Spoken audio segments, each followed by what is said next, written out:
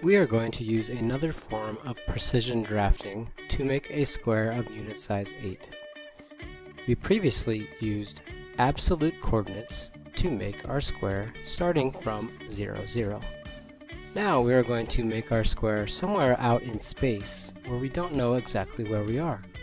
So again, I'm going to grab the polyline tool and I'm just going to click out here in space. I have no idea where I am. I'm in between a square.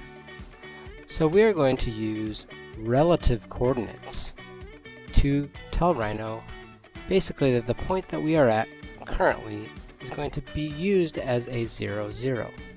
So in our command line, we are going to start with the letter R to indicate we are using relative coordinates to the point that we are located. So again, we're going to make a square of unit size 8.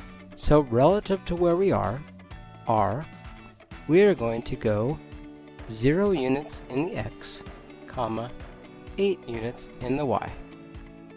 And that's going to give us a point 8 units straight up, and enter.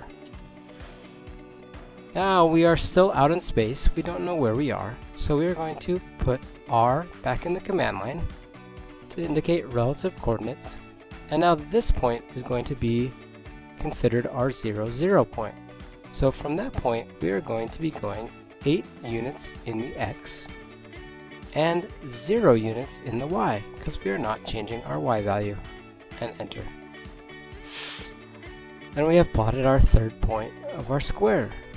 So we now are going to make this point our 0, 0 in essence by putting in an R for relative, and we are now going 0 units in the X direction, comma, but we are going down in the Y, so we are going -8 in the Y, and enter. And another way you can close your shapes if you are doing a closed shape is in your command line. You can click on the word close, and this will close your square.